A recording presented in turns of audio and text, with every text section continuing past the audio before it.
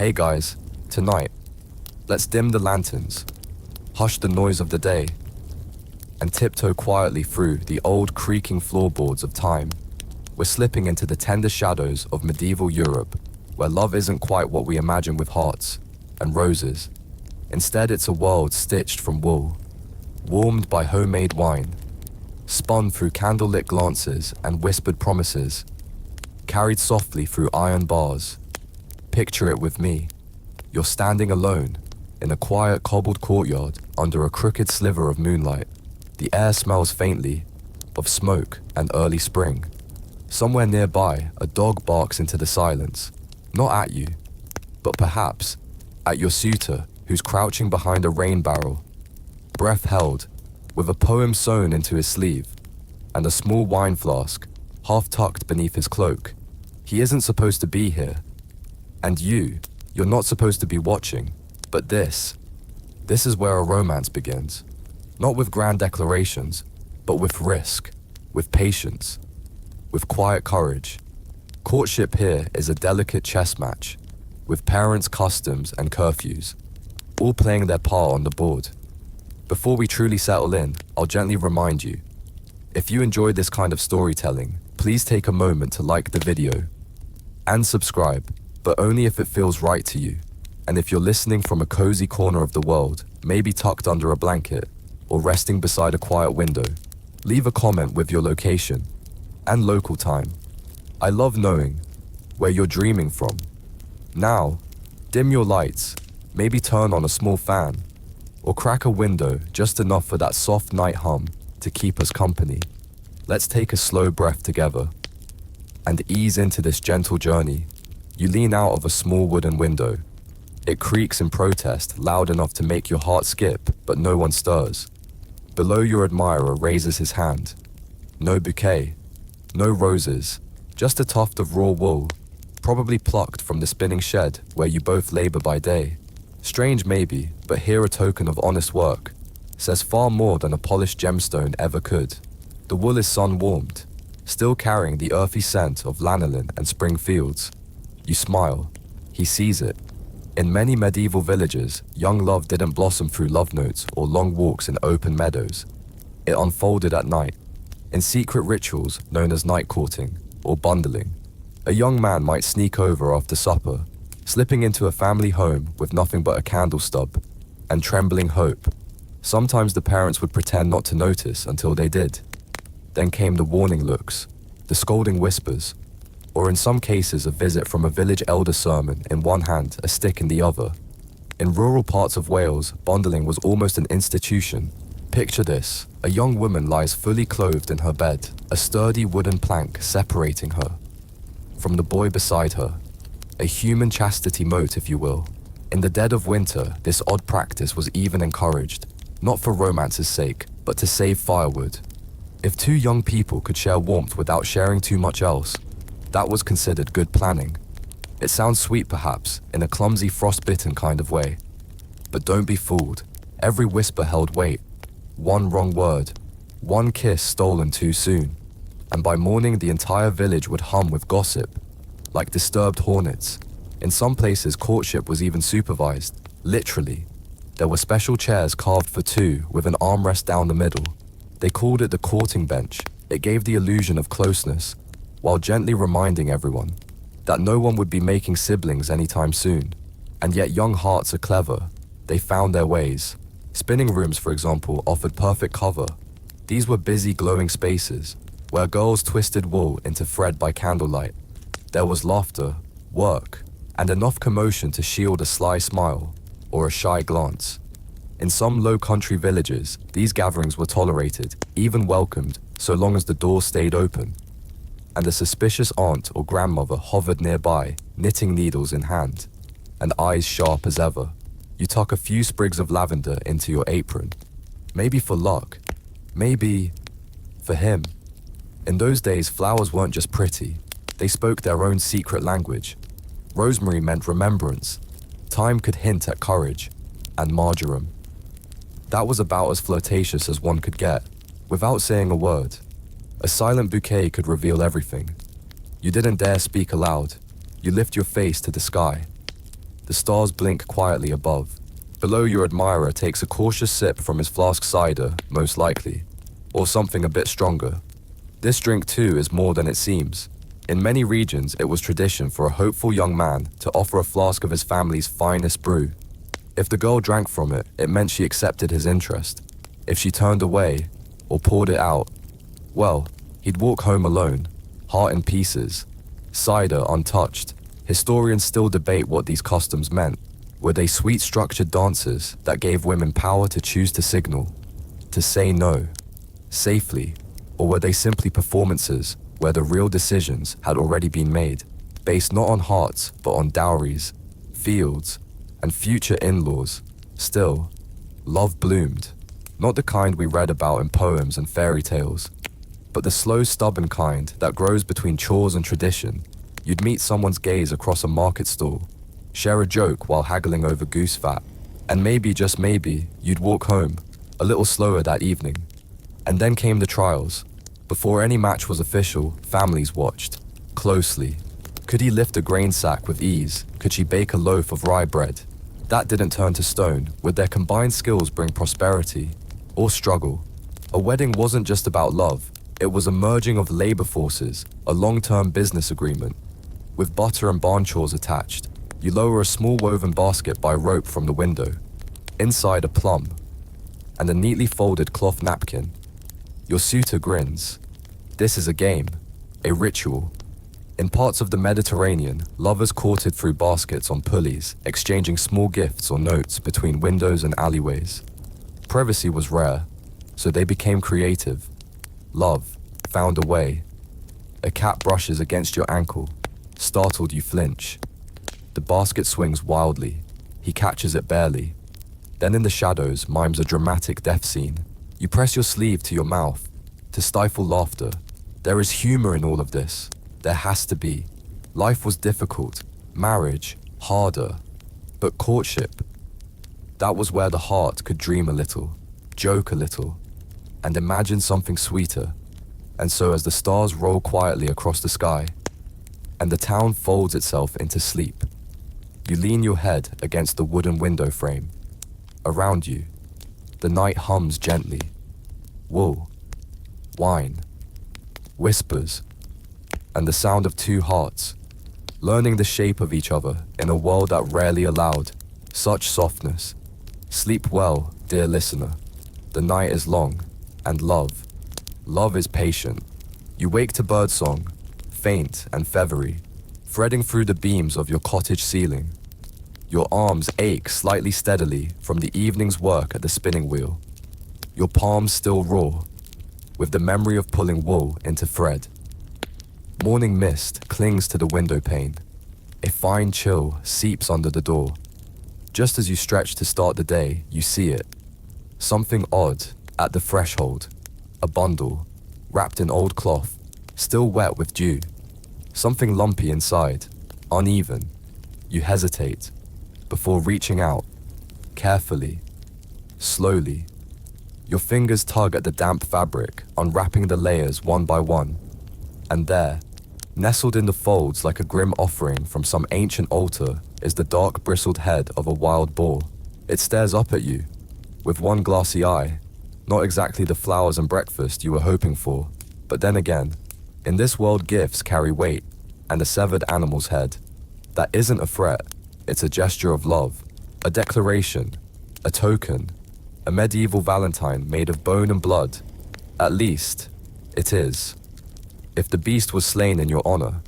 Because here, courtship isn't lace and sonnets. It's not glances across candlelit tables or softly played lutes beneath balconies. No, this is the medieval dance of blood and bravery, where wooing begins with something freshly dead, and a whole lot of meaning buried in muscle and tusk. And you're not shocked, not really. You've seen the older girls pretend to faint with delight when their suitors return from the woods, dragging pelts or antlers behind them. You've heard the gossip, how so-and-so got a foxtail, how another found a bear's claw on her windowsill. It's a language older than ink, one carved into the bone of the world. Masculinity here is measured in sinew and silence, in the ability to track, to kill, to provide. A little violence, wrapped in fur, a sign that he can feed a family, or at the very least, survive the winter. You touch the edge of one long, curved tusk. It's chipped. Maybe it caught on a root, or maybe the boar fought back, snarling, kicking, refusing to die easy. Maybe that's part of the message. Back in the 13th century, especially in Anglo-Norman households, the boar's head was a symbol of celebration and feasting. It would be brought out at grand banquets, sometimes surrounded by rosemary and citrus carried in on a silver tray, while singers lifted their voices in praise. It wasn't just meat, it was a monument, a triumph. To receive such a prize from a suitor, that's the equivalent of someone saying, "I risked my life to show you I could. I bled." So you might smile. Just don't expect it to smell nice. Still, this isn't the only kind of brutal bouquet on the medieval courting menu. In Slavic and Baltic regions, gifts of wolf pelts were common. Sometimes, even bones cleaned and carved with initials, or prayers. The more dangerous the animal, the more daring the lover. It was a kind of edible engagement ring, one that might still be warm when it reached your doorstep, one that could bite you back if you weren't careful. And in medieval Germany, the gestures grew stranger still. There were young men who tossed tokens through a girl's window late at night. Some were sweet ribbons, small carvings, others, less so, dead frogs, dried birds, a crowfoot tied with string. It might have been humor, or shock, or simply a test. If she flinched, maybe she wasn't the one. If she laughed, perhaps she was. Because love here wasn't subtle, not gentle. It was a balancing act between charm and grotesque, and sometimes the more absurd the offering, the deeper the devotion beneath it. But not all gifts were this wild. Some were delicate, painstaking, beautiful in their precision. In 15th century France, for instance, young women received hand-stitched sleeves or kerchiefs. Tiny knots formed letters, names, prayers, poems. A suitor who left such a piece beneath a door or on a window ledge wasn't just bold, he was clever, patient, thoughtful. If the girl kept it, that meant she was thinking. If she wore it, it meant far more than any whispered word ever could. You think of this now as you lift the boar's head into your arms.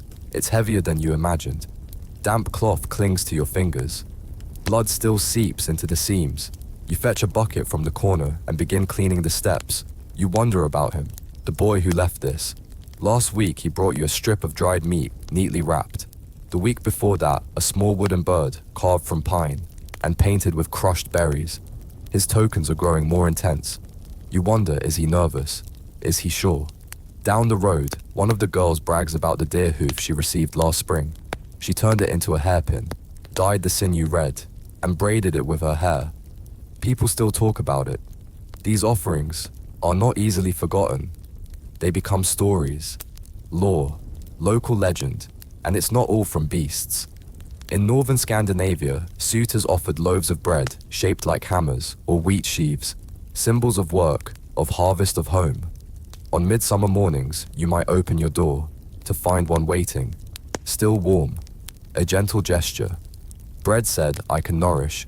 A boar said, "I can defend." A bouquet, though rare, whispered, "I'm trying." But times are lean. Historians still argue about these rituals. Were they romantic or were they transactional? Part of the larger economy of marriage, land, and labor. Were these gifts expressions of genuine affection?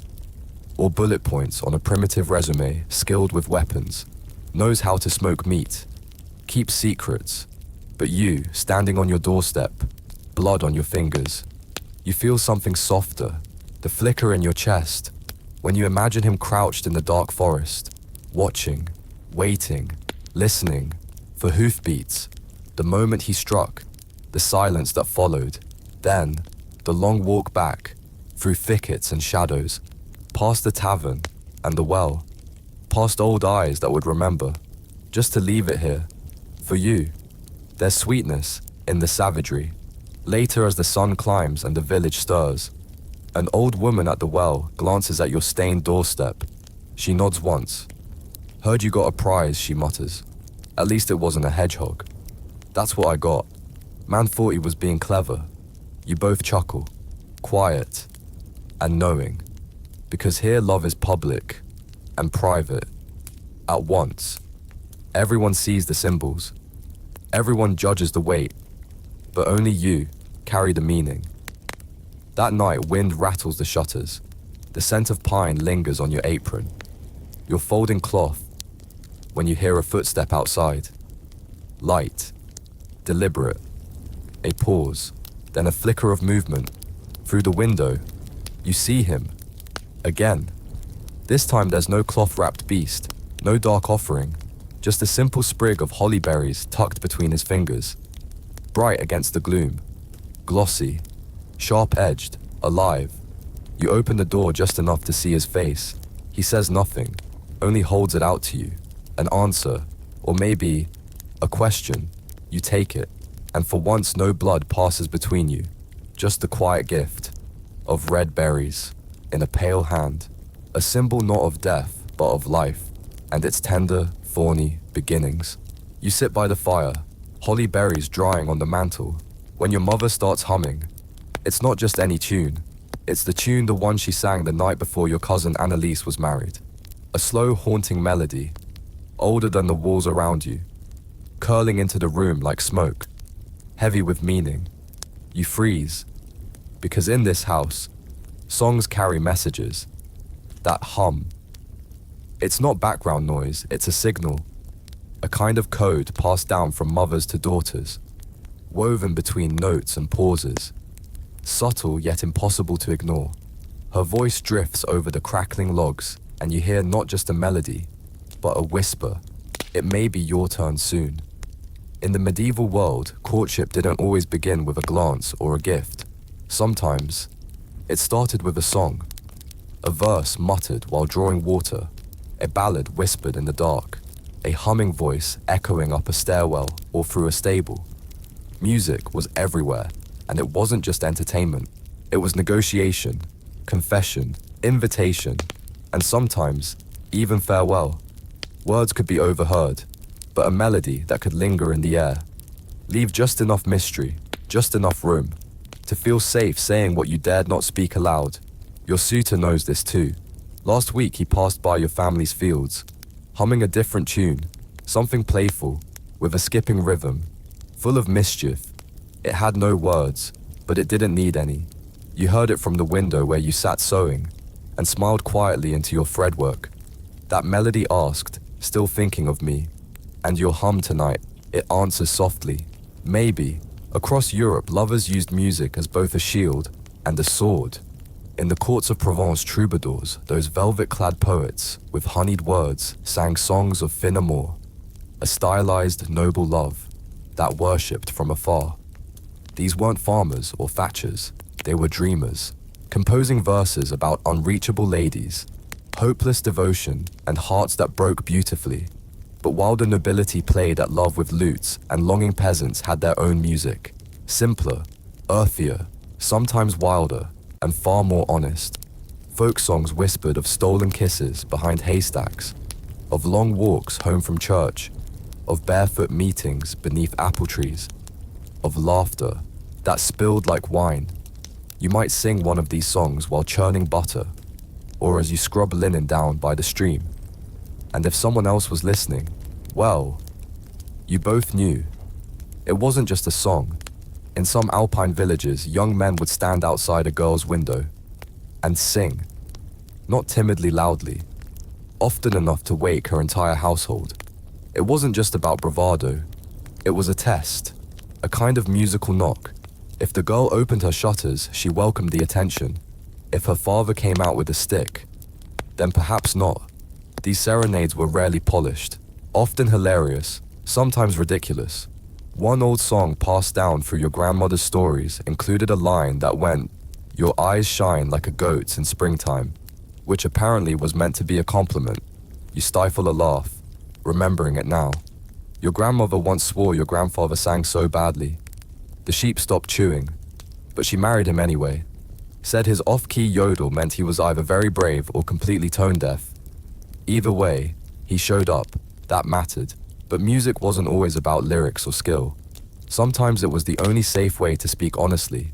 A single line from a well-known ballad hummed softly under your breath could communicate longing or refusal. or something in between. Imagine this. You walk through the village square, you pass a boy who's watching you a little too closely, and you quietly sing a line about a bumbling goose who trips over his own shoelaces. No one else notices, but he hears it, and he knows exactly what you mean. Then there were the dancers. Oh, the dancers. You still remember the last harvest festival. The circle of lanterns hung from wooden posts, the smell of roasted chestnuts and cider, the scratchy echo of a fiddle bouncing off the barn walls. You stood across from him, palms barely brushing, spinning together among the others. But for that moment it felt like just the two of you. The slow spin, the shared breath, the glance you gave him when the fiddler picked up speed, and you tripped on purpose, falling into his arms, laughing. In medieval England and across the Low Countries, festivals were among the rare moments when boys and girls could mingle freely. Under supervision, of course.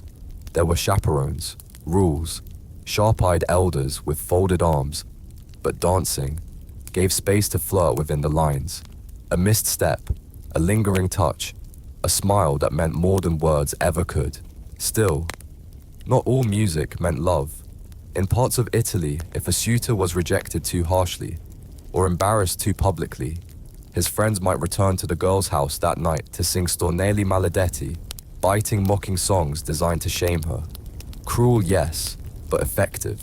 The memory of such a song could haunt a name for years, because in this world, melodies leave marks, and some songs are sharper than knives. Historians still argue whether this musical courtship empowered young women or cornered them. Some say, by humming a certain tune, a girl could guide the story, tilt the balance, offer her reply with grace. Others argue, songs could be turned into weapons of humiliation, especially when men controlled the instruments. And the words, like everything, it depended on who was listening and who was singing. Tonight, you hum again as you walk to the well. It's a gentle tune, quiet, hopeful, a song about two people meeting beneath moonlight by accident, or fate. You don't notice him at first. He's leaning against the old oak, half hidden in shadow, pretending to tie his boot. But the moment he hears your melody, his shoulders soften, he hums the harmony. You keep walking, parallel paths, saying nothing aloud, but the music lingers between you, soft and invisible, more intimate than any touch, more revealing than 1,000 whispered words. By the time you reach the edge of the orchard, the tune fades, the night air is thick with promise, and the scent of plum blossoms. That's when you see it, a small wooden flute, resting carefully on a stone, catching the starlight. He nods toward it. It's for you. You reach down and lift it, turn it in your hands. It's rough, simple, clearly carved by hand, initials scratched faintly into the side. Not fancy, but full of care. You raise it to your lips, blow a few tentative notes. Not a song yet, just an answer. Back in your village, people say that when a girl accepts a suitor's instrument, she's agreeing to learn his tune. Not a promise, not a contract, but a door opened, a heart listening. The stars above shimmer like scattered salt on deep blue velvet. The world around you hushes, listening too. And in this strange old world of signals and silence, songs and stolen glances, you suddenly realize you're not just repeating old melodies anymore. You're beginning to write your own. You wake before the sun, and already the air is buzzing, not with bees, but with whispers. In your world, gossip moves faster than light. It slips under doorways and around corners. It finds its way into kitchens, into the backs of bakeries, into the quiet spaces between pews at church. It settles into your morning, like dew on grass. But today, it carries a different weight. People aren't talking about the weather, or grain yields, or the latest scandal at the mill. They're talking about you, the girl with the boar's head brooch, the one who accepted the flute, the one they're watching now through windows and behind wagging fans, trying not to look like they're looking. Because in the medieval world, your love life isn't yours alone. It isn't a secret whispered under a blanket, or a letter hidden beneath a stone. It's public, it's communal, it belongs to the town. And when it comes to courtship, one truth rises above all the rest. Community involvement is everything. You step outside basket in hand, heading toward the market, and you feel it, right away, the shift, the silence, the long slow pause. When you walk past two women spinning thread, their eyes flicker from your face, to your feet, back again. The way you walk has become part of the discussion. That old man near the bakery, he's already talking to your uncle, not about bread, but about the match. And your aunt, you spot her near the hearth, polishing a goblet you've never seen before. She's getting ready, because here love is never just between two hearts, it's between two families, and sometimes, two entire villages. Yes, your feelings matter, but only if they fall neatly. Within the lines others have drawn. A bad match isn't just a personal mistake, it's a crack in the foundation. It can break not just hearts, but alliances, fortunes, even the fragile peace between neighbors. Last night's melody may have sounded tender, may have felt like a private promise whispered on a breeze, but this morning, your mother is already counting sheep, not to sleep but to calculate, to see whether this boy's flock, future dowry and family standing, are worthy of your name. In medieval Europe, especially in places like Flanders or the Rhineland, a young romance sparked something larger than butterflies. It triggered an investigation. Neighbors leaned closer. Mothers visited market stalls at odd hours. Fathers talked in the shade of barns. Even priests might suddenly become involved, especially if the boy had a past. Everything you do, everything you wear, even the songs you hum becomes part of a greater social ledger. When you reach the market, the tension shifts again. A friend leans in close. He's handsome, she says quietly, but his cousin was excommunicated, remember? You nod, as if you're unaffected. You smile, like it's nothing. But inside, something small and sharp twists, because it doesn't matter if he sings beautifully or smells faintly of pine and wood smoke. If his bloodline carries shadows, the whole courtship could collapse. That's the thing about this world. Lineage is legacy. Love may start with a look, a tune or a shared piece of bread, but marriage is a merger. One little known fact. In parts of 12th century Italy, some towns kept literal matchbooks, handwritten ledgers filled with names, debts, family connections and land claims. Courtships were reviewed like business deals. They needed sign-offs. Sometimes they took weeks of wine-fueled discussion. And if you think that only applied to nobles, think again. Even the humblest families guarded their reputations like sacred relics. If your cousin once tried to sell a sick goat and lied about it, people remember. Memories cling, like burrs in wool. One mistake, one rumor can stick to your name for a generation. Still, there's something oddly comforting in this web of whispers. It means you're not alone. Your love is watched over, held, in a way, whether you like it or not. Of course, not all community involvement is tender. In some Alpine or Slavic villages, suitors had to prove themselves in interesting ways. Public trials. Picture it. A young man climbs a steep hill, carrying a bundle of firewood. Meanwhile, the girl's brothers pelt him with turnips, real ones. If he drops the wood, or curses, he fails. But if he makes it to the top, bruised and breathless, but smiling, he wins the right to speak with her father. Sounds ridiculous, but this strange tradition is recorded in local oral histories. You picture your suitor now, tall, gentle, maybe not particularly agile. You imagine him trying to dodge a flying vegetable, slipping in the mud, laughing. And for some reason, that thought warms your chest. Historians still debate whether all this surveillance helped or harmed.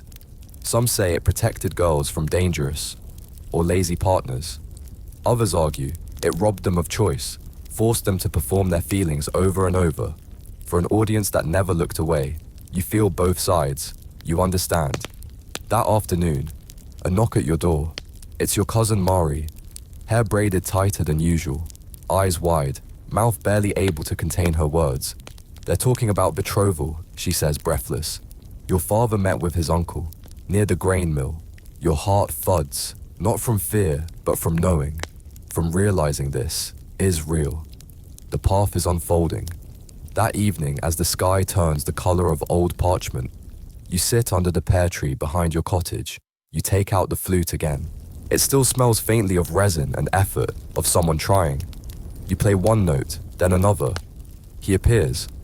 Of course, quiet as ever, holding something in his hands. A cloth folded, inside bread, cheese, and a sprig of rosemary. A meal. Not a message. Simple, thoughtful.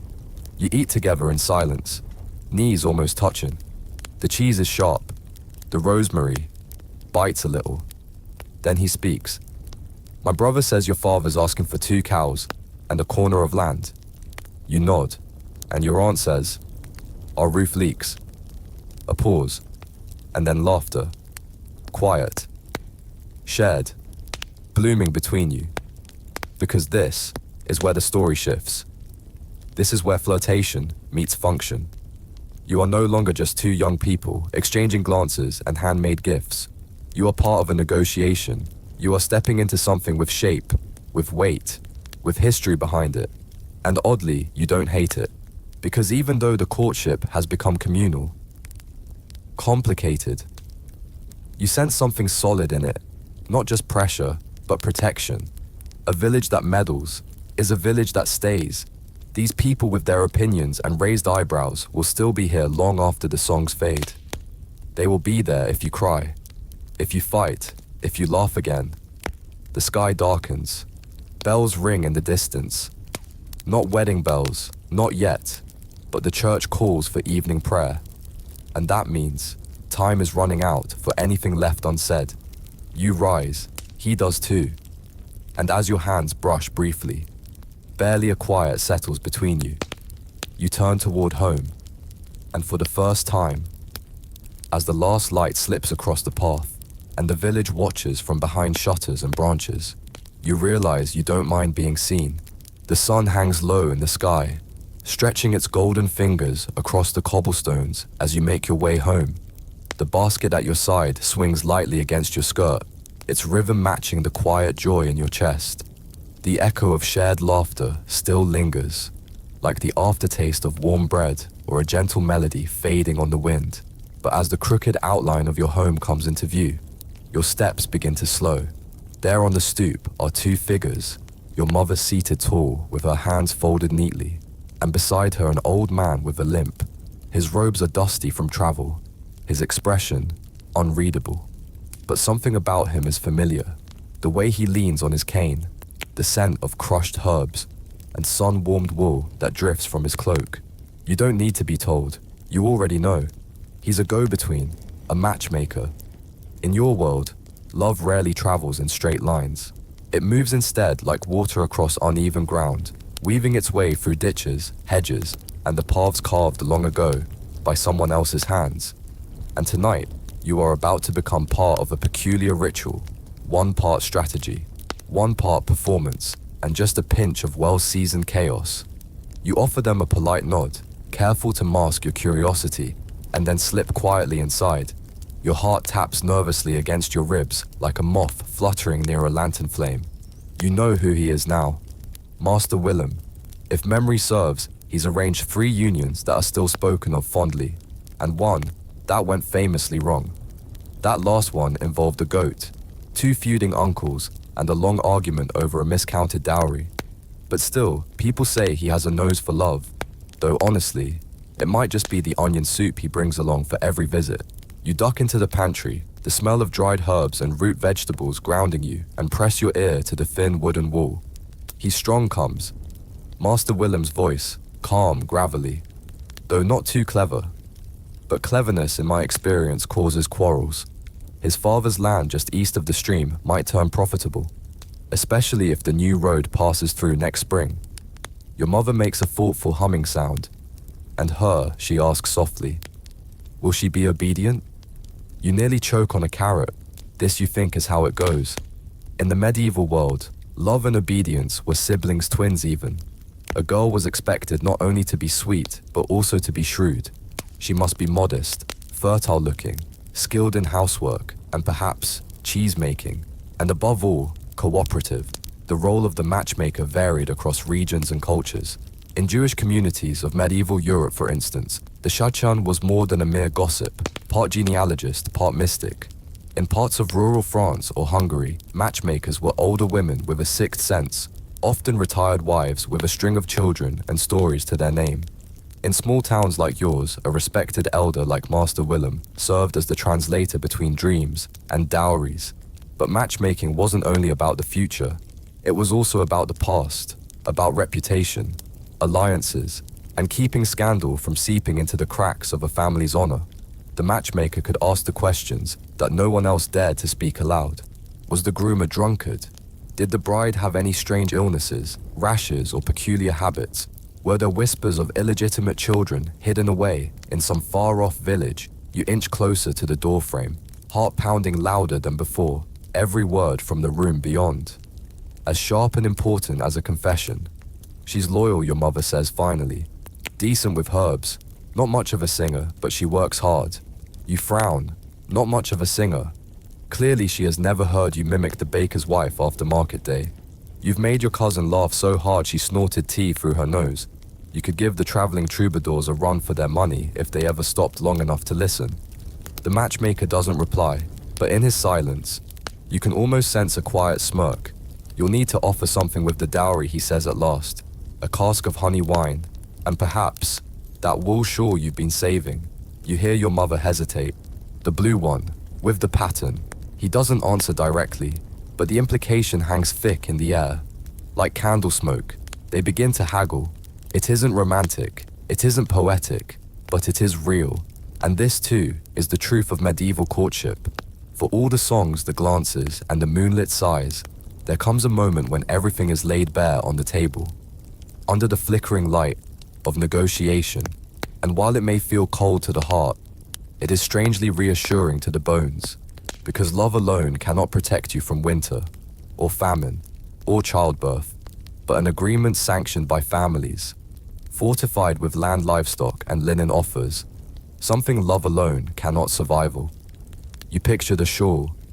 Your grandmother spun that wool with fingers worn by time. It is soft, warm, and embroidered with tiny, careful stitches, a symbol of your lineage. Giving it away would mean parting with comfort, with memory, with a piece of yourself, handed gently to the future. And yet, not all matchmaking was solemn. In parts of Wales and Brittany, mock matchmakers would arrive during spring festivals and games. They'd pair off young people at random, mostly for amusement. But if a couple looked well matched, if their laughter sounded like music, or they danced in step, villagers would begin to nudge and wink, gently pushing them towards something real. It was like medieval speed dating, minus the wine, plus a lot more sheep. Historians still debate whether arranged marriages were more successful than those based on love. Some argue that the former produced stronger foundations, shared goals, economic stability. Others suggest that obligation over time dulls the heart, leaving only silence at supper and coldness beneath the covers. You're still turning this over in your mind when your mother returns, brushing a strand of hair behind her ear and adjusting her shawl with a familiar motion. Well, she says softly, almost kindly, they'll be coming for supper next week. You nod. You expected this. Your cheeks flush, but not with shame. More with the quiet knowledge that the next page in your story is being turned, whether you're ready or not. That night, as the wind begins to stir the trees, and the fire whispers low, you find your old flute and sit cross-legged near the hearth. You trace your fingers along its surface. It's not just carved wood anymore. It's a memory, a moment, a relic from the days before grown-ups and go-betweens. You lift it to your lips and hum the melody you played 2 nights ago under the stars. Your voice is soft, uncertain at first, but then steadier, rounder, like a pebble dropped into still water. And then, almost too faint to notice, you hear something, another note, far off, carried on the wind like a message wrapped in mist. He's nearby, not watching, not waiting, just listening. And in that small suspended moment between matchmakers and moonlight, between laughter and duty, you remember something very important.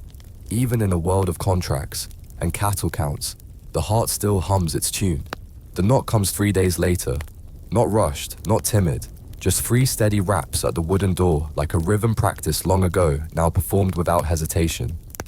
You're kneading dough with your aunt, the table dusted in flour, the air thick with rosemary heat and the smell of yeast rising. Your fingers are sticky with effort, your arms warm from the task. When your mother calls your name, you wipe your hands on your apron and step into the front room. And there he stands, clean tunic, nervous smile, hands clasped behind his back as though holding something fragile, or perhaps hiding trembling fingers. Beside him, 2 older men, one with ink-stained fingers, the other with a pinched expression that suggests he hasn't smiled since the last truly good harvest. Their boots are dusty, their cloaks hang damp with travel. This is it, the formal courting visit. In the medieval world, flirtation might be whispered behind chapel walls, or passed in shy glances at market stalls. It danced in corners out of sight where the risk was thrilling, but temporary. But official courtship, that was something different. It happened in the open, with witnesses, with customs, and often it happened with food, because nothing quite says, let's unite our bloodlines like stewed cabbage and slightly burnt bread, served with stiff conversation and hopeful glances. You're invited to sit, not asked, invited, as though you're a guest in your own story. You do as expected, settling onto the bench. As the men begin to speak, they talk about family names first, then trade routes, then wool prices, then the weather, of course, always the weather. Their words rise and fall in polite tones, like birds circling a field, never quite landing on anything personal. You listen half present, the edges of your attention slipping away like flour through your fingers. Your eyes drift to the boy, no, the young man across from you. He still avoids your gaze, fidgeting slightly with a fold in his sleeve. His ears are red. He shifts his weight often, unsure where to rest his hands. And somehow, that is comforting. You're both new to this. Neither of you quite knows the script, though it's one that has been performed for generations. Then your mother enters. She carries the pitcher of berry wine, her steps graceful, her posture practiced. She offers the wine to the men as though she's done this before. Perhaps she has. You recognize this part, the wine ritual. It's an old custom, one tied to honesty and goodwill. You, the daughter, must pour. If the guests accept and drink it, signals openness, sincerity. If someone leaves their cup untouched, well, let's just say you might wake up unmarried come morning. He drinks first. You exhale. In certain regions like Bavaria and parts of Normandy, the formal courtship visit could stretch on for hours. In some cases, it even lasted several days. The suitor's family might stay the night, their behavior carefully watched by your household. Was the son respectful? Did he compliment the bread? Or notice the embroidery? Did he dry his boots before entering the kitchen? Some households, especially those with coin or ambition, treated these visits like political summits. By the 14th century, written agreements were common. Meals were staged like performances. If you served trout instead of perch, or sweetened the stew too heavily, someone might take offense. Sometimes a failed courtship had nothing to do with love and everything to do with soup. Back at your table, the conversation begins to shift. Talk turns to land. His family owns a small meadow that floods every spring. Yours has goats, with unpredictable tempers and horns that grow crooked in winter. Clearly, as the joke goes, you're made for each other. You excuse yourself, citing the bread. It's an easy reason. No one questions it. But really, your heart is racing, not with fear, but with this strange new awareness. People are deciding your future right in front of you. And yet, somehow, you're still here, still part of it. In the hallway, your cousin Mari finds you. She grabs your elbow, eyes wide. He brought a gift, she hisses. You blink. What kind of gift? A goose? You stare. A whole goose. She nods solemnly. Alive? No. Roasted. With herbs. For your father. You don't know whether to laugh or cry. A goose. That's not just a polite offering. That's a declaration. A move in a very old game. Gifts during courtship were common throughout medieval Europe. Suitors brought cloth, coin, or food. Symbols of abundance, of care, of intention. Among merchants or nobility, the gifts might be exotic nutmeg, pepper, perhaps dried oranges wrapped in silk. A roasted goose. That's ambitious. That's him saying I can provide, and I know what time does to meet. You return to the front room. Your father holds the goose aloft like a small victory.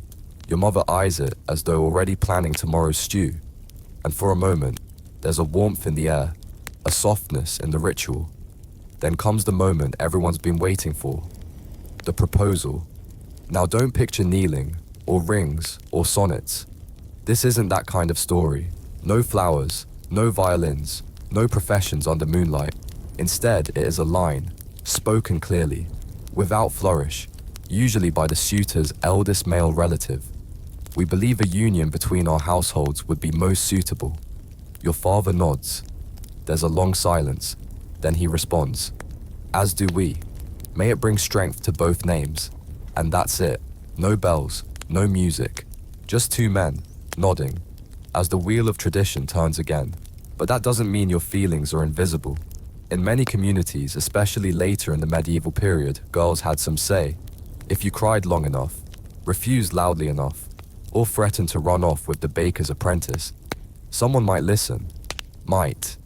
Historians still debate whether these rituals protected young women or trapped them. Some suggest these visits gave a girl time to observe her suitor quietly, without pressure. Others point to moments where the weight of expectation carved paths that felt too deep to escape. You meet his eyes. For the first time, he doesn't look away. Later that night, after the goose has been carved and the guests have left, you wander into the pantry. The room is dim, quiet. They're tucked into the folds of a cloth napkin. You find something small. Wrapped in it, a sliver of hard cheese, a few roasted nuts, and a carved wooden heart. His name is etched on the back. The carving is rough, imperfect, but unmistakably his. You don't cry, but you do sit for a very long time, holding the little heart in your palm. There's still a road ahead. Agreements can unravel, families can change their minds, and wedding preparations bring their own kind of madness. But for now, there's a goose in the stew pot and a heart in your hand. It's not quite a fairy tale, but maybe, just maybe, that's better. The morning air is crisp, filled with the scent of dew and earth. As you step outside, a faint mist clings to the thatched rooftops, curling like breath against the waking sky. You wrap your shawl tighter around your shoulders, basket in hand, footsteps soft against the damp path. Your neighbors nod in quiet approval. Their eyes linger just a moment too long, curious but respectful. Word has spread. The formal visit passed without incident. The suitor was polite, the goose well received, and the elders nodded in agreement. Now begins the slow ceremonial dance of betrothal preparations, a season not marked by stars or saints, but by whispered gossip and quietly exchanged glances. You trudge toward the market, the basket swinging against your hip. As the dirt path gives way to worn cobblestones, your mind drifts to the fabric your mother promised you, a deep blue wool, rich and soft, dyed with woad, rare and precious in these parts. It will become your wedding gown, or at least, the closest thing you'll have to one. In medieval times, this stage was the heart of negotiation, not just of dowries, but of something deeper, hopes, fears, and futures wrapped in threadbare linens and unwritten rules. The dowry, of course, was the visible part, a sum of money, land, or goods offered by the bride's family. But behind it stood something more profound, a promise, a pledge, a quiet form of power. Your mother reminds you of this often. A good dowry can save you if all else fails, she says, folding laundry with hands weathered by years. Her voice carries a calm born of experience. Her own wedding had little gold, but much cunning. She knew how to give just enough to be respected, but not so much as to be envied. There were curious customs in other lands too. In parts of Italy, for instance, there was the tradition of the morning gift. After the wedding night, the groom would present his new wife with a gift, often land or silver coin meant to be hers alone. A form of insurance, some said. Should she become a widow, a treasure that no in-law or taxman could touch. But not all arrangements were so neatly done. In England, there were cases real and recorded of knights abducting brides, or even of brides abducting themselves. fleeing with lovers to escape unwelcome matches. Sometimes these stories ended in marriage, sometimes in scandal. Either way, they fed the fire of half-side gossip for years. As you pass the blacksmith's stall, a glint catches your eye. On a wooden shelf beside the nails and horseshoes sits a small box, its lid delicately carved with vines and a single star. Your fingers itch to touch it. Inside, you imagine are keepsakes, tokens of love, or something close to it. In your world, these items carry weight far beyond their size. People often kept rings, locks of hair, or small painted portraits tucked away like secrets. These were the medieval version of a Spotify playlist, a whisper across time, a ribbon from a dance, a scrap of cloth worn the day he looked at you first. In some regions, especially in Brittany, lovers would exchange posies, tiny verses lovingly written, tied with thread to a sleeve or collar. Historians still debate whether they were sweet gestures or secret codes, but to the ones exchanging them, they were proof. Proof that in a world ruled by cattle counts and parchment contracts, someone saw your soul and smiled. You remember your own token, a silver pendant shaped like a crescent moon, cool and smooth against your skin, a gift from your father before the formal visit. He gave it quietly without ceremony, but his eyes said more than words could. It hangs around your neck now, a quiet anchor, a reminder that even in duty there is tenderness. Then there's the matter of the wedding feast. Oh, the feast. This isn't just a meal, it's a declaration, an entire village performance. Every loaf of bread, every cut of meat, every borrowed bench or flower garland speaks to the community, saying we are ready, we are grateful, we are bound. You knead dough alongside your cousins, your hands sticky the air thick with flour and laughter. The baker, a man with a story for every occasion, tells of a feast where the bride's family accidentally served turnip pie instead of apple. The guests were polite, the bride was mortified. For weeks she was known as Lady Turnip. In noble households, feasts sometimes involve jugglers or minstrels, maybe even a falconer showing off his birds. Not here. Here the finest show is the warmth of firelight flickering against clay walls, the crackle of roasting meat, and the quiet shuffle of feet preparing something sacred.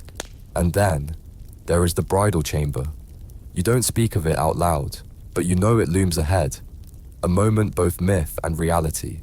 Before the wedding night, the bride is usually prepared, taught what to expect, how to behave, how to endure, how to please. These lessons might come gently in soft voices and warm embraces, or sharply in warnings and old wives' tales. It depends on the family and on the mother. Sometimes midwives step in women with creased faces and stories for every scar. Their words are blunt but strangely kind. Hold his gaze, breathe slowly. The first time is not the last time. One tells you to bite your tongue. Another advises honey before bed. You smile, unsure which advice to keep and which to leave behind like a childhood toy. Historians debate whether girls in your time were terrified or empowered. The truth as always lies in the quiet places in between. Some wept, some rebelled, some entered their wedding night with laughter in their throat and fire in their eyes. Most, like you, simply walked forward, heart pounding, uncertain, but unbroken. On your walk home, you catch your reflection in a puddle.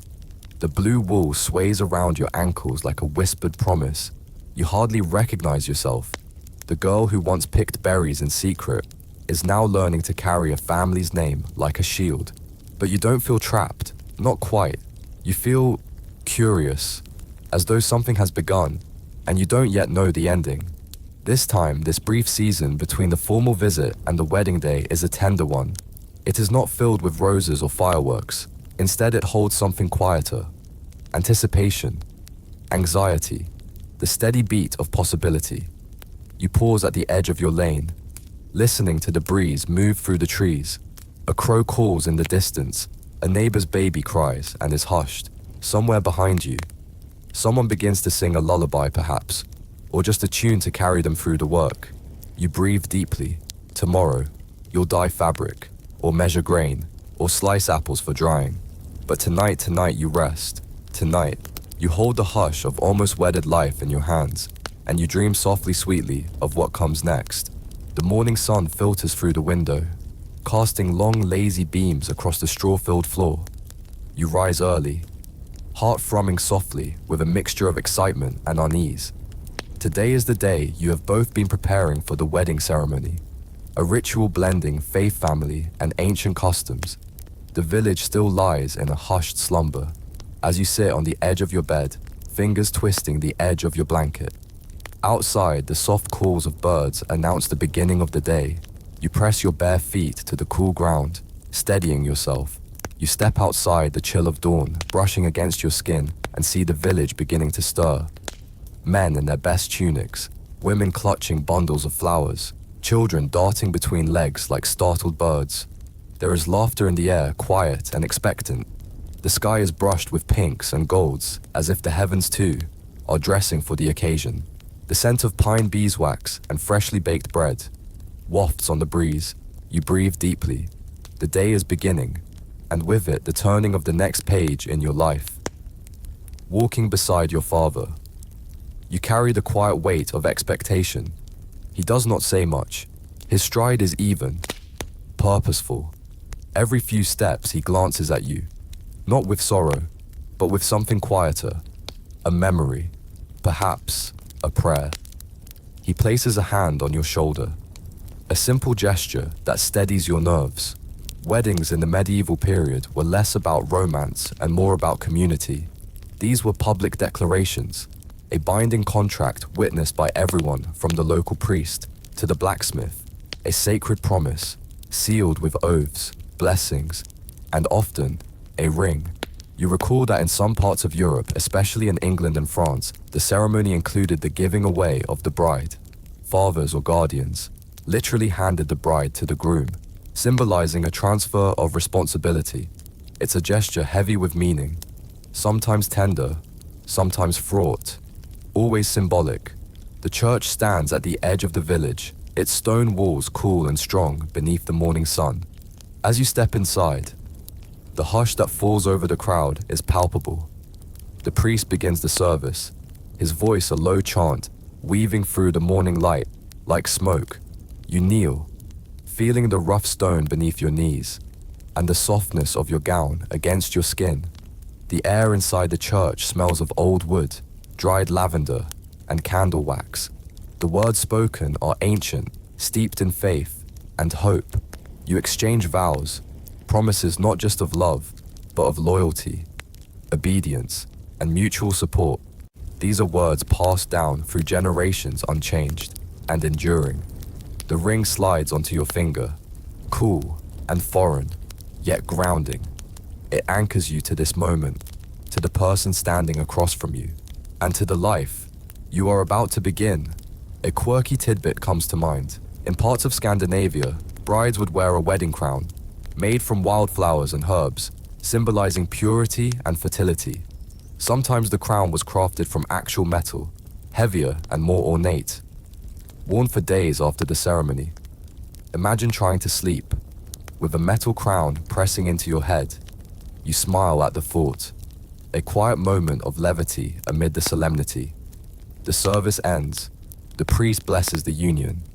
The crowd erupts into soft applause and scattered cheers. You rise, and as you step outside with your new husband at your side, you are met with petals, handfuls of dried flowers, tossed into the air like blessings. Children run ahead to ring the village bell, their joy uncontainable. The wedding feast follows a chaotic, colorful blend of joy and nerves. Tables groan under platters of roasted meats, savory pies, wedges of cheese, bowls of fruit, and more bread than anyone could eat in a week. The ale flows freely, laughter spills into the open air, and the scent of stew mingles with the smoke from the hearth. Here, the entire village becomes part of the celebration. Even those who disapprove of the match find themselves swept up in the revelry. It's a moment when social differences blur, and the community breathes as one. But not everything is as it seems. Behind the scenes, preparations have been frantic. The family of the groom arrived late, their cart stuck in the mud 2 villages over. A prized hen escaped and disappeared into the fields, leaving feathers scattered across the courtyard. Your mother's favorite tablecloth was accidentally stained with red wine and hastily flipped over to hide the mark. these mishaps, though frustrating, are part of the medieval wedding's charm, reminders that even the best laid plans can unravel. And still, the celebration continues. Music is played on lutes and flutes. Old songs echo under the open sky. Grandmothers dance. Children tumble in the grass. Time slows just enough for memory to settle in.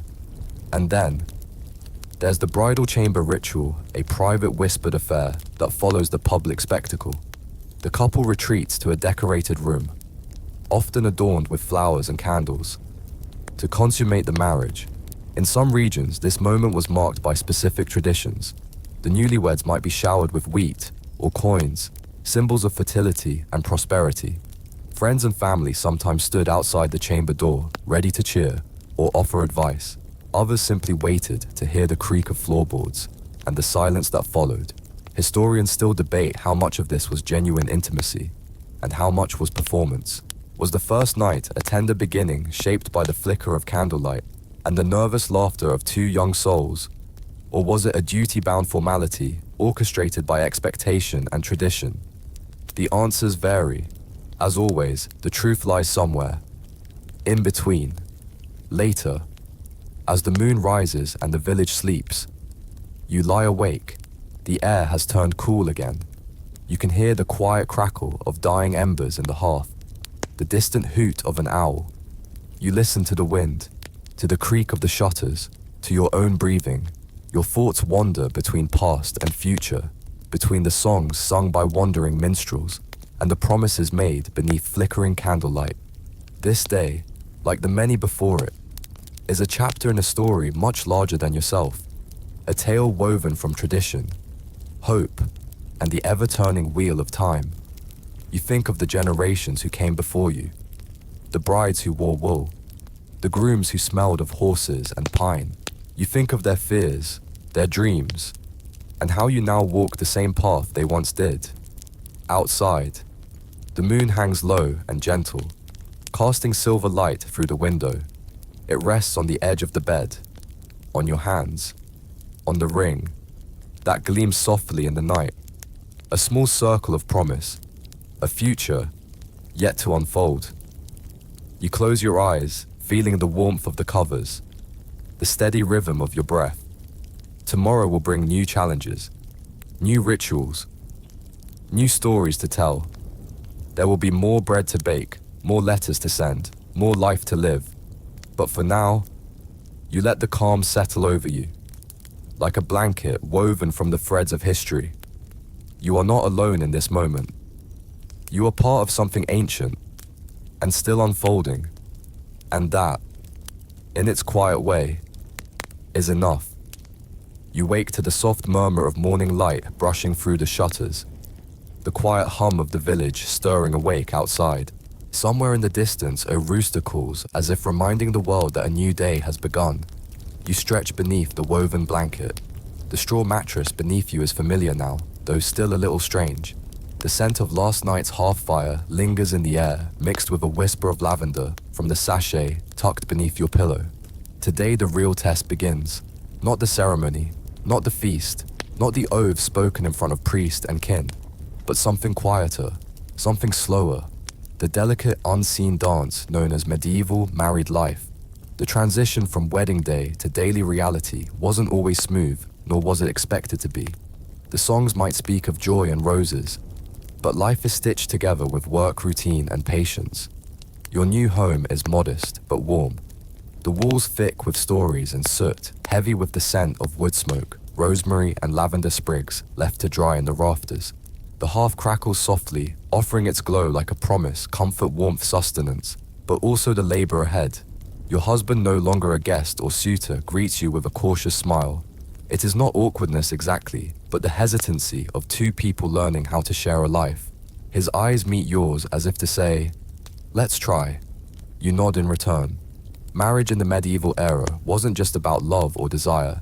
It was a partnership, a social contract, a shared understanding of duties. Passion might grow, but it wasn't the soil in which most unions were planted. What mattered more were the roots, family honor, the stability of one's land and labor, the prayer for healthy children. In many villages, young couples lived close to their in-laws, often under the same thatched roof. Privacy was a luxury, personal space an idea not yet born. You might find yourself cooking barley porridge in one corner of the room, while your mother-in-law spun wool at the window, her eyes steady, her hands never still. Her presence is a reminder of tradition, of expectations, and perhaps of quiet competition. There's a curious custom you've heard whispered during spindle time, one from parts of Germany, where the bride was given the keys to the household on the morning after her wedding. A small ceremony barely noticed by outsiders, yet full of meaning. The keys were practical, yes, but also symbolic. A quiet declaration that she now held the rhythm of the house, the balance of storage and scarcity, the secrets of the pantry. She had become not just a wife, but the keeper of the home. But not all transitions were so gently marked. In England, for example, some practiced a peculiar tradition known as bundling. In this custom, the couple would share a bed before consummation, fully clothed, often with a wooden board or bolster laid between them. They were meant to talk, to learn each other's voice and shape, to build familiarity without haste. Some historians say it was a way to test compatibility. Others wonder if it was merely caution dressed in ritual. No one truly agrees how widespread bundling was, whether it belonged more to folktale than to daily life, but it lingers in the imagination. A tender, almost comical attempt to blend duty with affection. As your days unfold, you begin to learn your new rhythm. You wake early to bake bread, your fingers finding the familiar dance of kneading and folding. You feed the chickens and gather eggs. The goats, stubborn as ever, nuzzle your skirts, sensing the softness in your voice. Your husband tends the fields, repairs tools, sometimes returns with muddy boots and a silent smile. And in the quiet moments, he surprises you with a hand brushing yours as you pass with laughter over spilled milk, with a story told low by firelight. You didn't expect such gentleness, but you cherish it. These small gestures are not grand declarations, but they stitch something warm between you. Like a quilt made of shared glances, whispered jokes, and small acts of care. The village, ever watchful, notices too. Gossip flows like a stream, weaving its way through spinning circles and marketplace stalls. Some comment on how your husband lingers near you longer than most. Others, more reserved, offer small nods of approval as you pass. You've learned to wear gossip lightly, like a cloak that flaps but does not cling. In time, the words will settle. What matters more is the feeling that slowly your life is growing roots. One evening, as the sun slips behind the hills and paints the sky with soft pink and gold, a traveling minstrel arrives. He carries an old lute and a satchel full of stories. The villagers gather to hear him, children on laps, old men leaning on canes, women with hands stilled for once. His voice rises into the night, singing of brave knights, lost loves, and forgotten kingdoms. You sit beside your husband, your shoulders just barely touching, and let the song carry you. It is in that moment you realize something simple but profound. Marriage, for all its weight and worry, is also a place where stories are born. Not just the ones sung or told, but the quiet ones you live each day. You think of the future, the hope of children, the fear of childbirth, the specter of illness, the long winters, and the lean years. These worries are real, always present like shadows flickering along the walls. But so too is the promise of morning light, of healing herbs, of laughter shared in the dark. You find comfort in the rhythm of your days, the sweep of the broom, the bubbling of the stew, the slow creak of the door in the evening wind. It's not a tale of adventure, but it is a tale worth telling. Each night you settle beside the fire, the soft wool of your shawl wrapped around your shoulders. You mend a sock, you stitch a hem, you listen to the sounds of the house settling, your husband's quiet breathing. Sometimes you speak of the past, sometimes of tomorrow.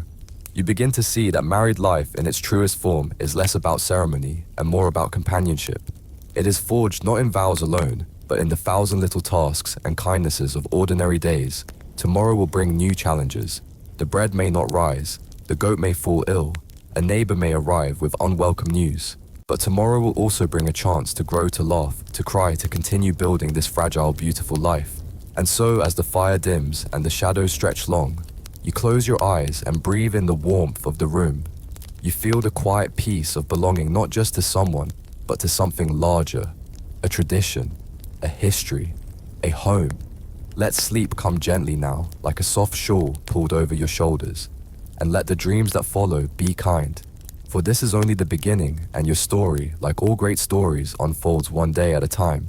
The days pass slowly, like honey dripping from a spoon, thick, deliberate, and tinged with a quiet sweetness that's hard to name. You find yourself weaving through the rhythms of daily life, each task a thread in the ever-evolving tapestry of your new existence. You rise with the sun, tend to your chores with practiced hands, and speak in low, thoughtful tones to the familiar faces around you. But even amid this tranquil routine, there is something else, a presence you can't quite name. A shadow. The soft murmur of history and custom that lingers beneath the surface. You sense it as you move through the day. It is the memory of courtship, its gentleness, its rituals, and yes, its darkness. At first glance, courtship in the medieval world might seem like a delicate art, an age-old dance filled with longing, glances, poetry, and whispered promises. But the truth is rarely so simple. You may not expect it, but medieval courtship wasn't always a gentle dance. Beneath the surface of romantic gestures and social expectation, there were customs, some strange, some cruel, that shaped how lovers proved their worth or secured their bond. These customs were as much about power and practicality as they were about emotion or devotion. In parts of medieval Europe, for instance, there were wife-carrying contests. To the modern ear, it may sound like something drawn from a comedic sketch or a countryside festival. But for some medieval communities, this was no joke. It was a test of strength and endurance, a dramatic and often absurd way for a suitor to demonstrate that he was capable of protecting and providing for a future spouse. Imagine showing up to a courtship event or even an informal gathering only to find yourself expected to lift your beloved and sprint through mud over rocky paths or across shallow streams, all while maintaining your balance and dignity. Though it seems laughable now, this strange custom surprisingly still survives in some corners of the modern world. In Finland, for example, the wife-carrying race continues as a quirky sport, a humorous nod to centuries-old traditions. Couples race through obstacle courses, with the male competitor carrying his partner sometimes upside down on his back. Prizes vary, but traditionally, the winner receives his partner's weight in beer. It's a far cry from the original context, but the echo remains. Historians still debate whether medieval versions of the custom were symbolic gestures or actual courtship requirements. Some believe it may have evolved from far darker practices. That brings you to another far more unsettling tradition, bridal kidnapping. Yes, it's just as disturbing as it sounds. In some regions, particularly in parts of Eastern Europe and what is now modern-day Russia, this was not merely a tale or isolated incident. It was an actual practice considered by some to be a legitimate form of marriage initiation. A man who wished to marry might simply abduct the woman he desired, dragging her from her family home without consent. In many cases, once she was taken, her family would feel compelled to accept the union, either to preserve the woman's honor or to avoid open conflict. In certain communities, this horrifying ritual was even normalized. It was seen as a way for a man to assert his determination and for families to bypass the financial and social complications of a formal betrothal. Today, the practice is largely condemned and illegal, but echoes of it remain in folklore, in cautionary tales passed from one generation to the next. The shadow of coercion, you realize, always hovered near medieval ideas of love. Consent, something so central to modern relationships, was a concept still struggling to find its place. As you reflect, your mind drifts back to your own experiences with love, courtship, and connection. You remember your own cautious steps through the maze of feelings and expectations, far from such violent customs, yet never unaware of the fragile line between affection and obligation. Even in more peaceful times, courtship can be riddled with tension. What is genuine and what is performative? What is chosen and what is imposed? And then there were the marriage negotiations, an entirely different kind of battlefield. Here, love was often reduced to numbers, assets, and family politics. A prospective groom might demand a hefty dowry to secure his future, while a bride's family might see her as a pawn in a wider game of alliances and land inheritance. In many cases, the couple involved had little say in the matter. Their fates were sealed in hushed discussions between fathers and uncles, sealed with handshakes and the promise of wealth. You find your thoughts drifting to Eleanor of Aquitaine, a name that still carries weight across centuries.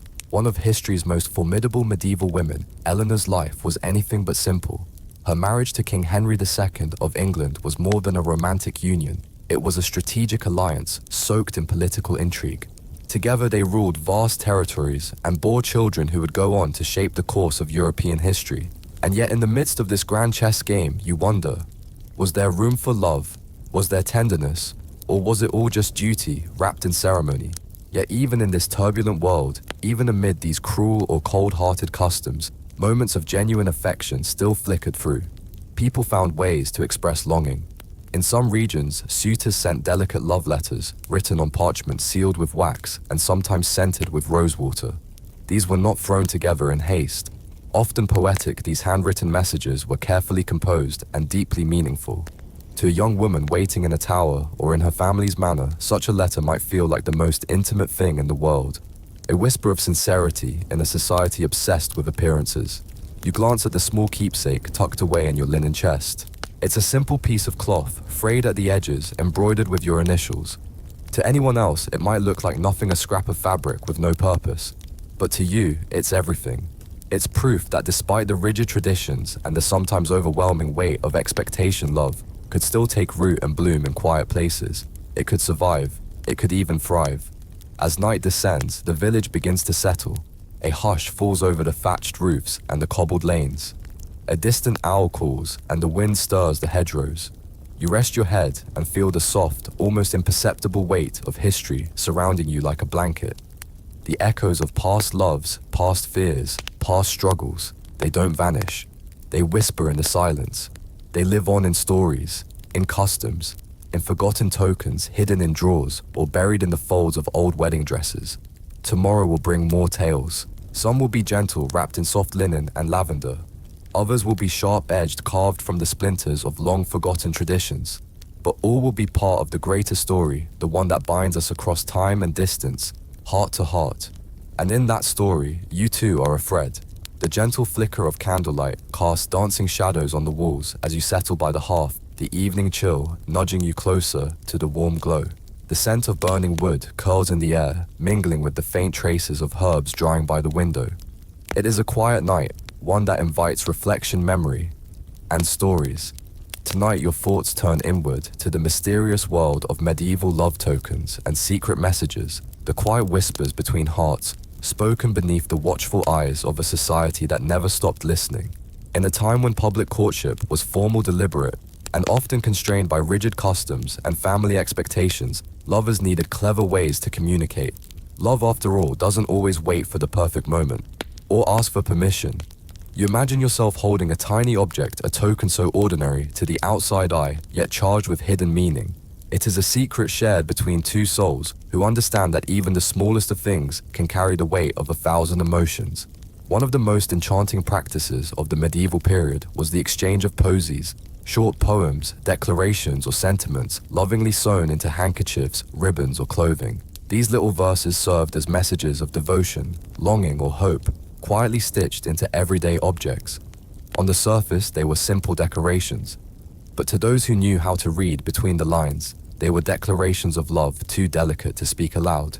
The word posy itself comes from the old French poésie, a nod to their poetic nature and to the lovers who dared to express themselves within society's tightly drawn boundaries. You picture a moment, one perhaps not unlike many in the past, where a young woman slips a ribbon into her beloved's coat pocket. Embroidered carefully along its edge are the words, "Forget me not." It's more than a trinket. It's a gentle plea, a message tucked into the quiet folds of his daily life. In parts of England, another variation became common posy rings.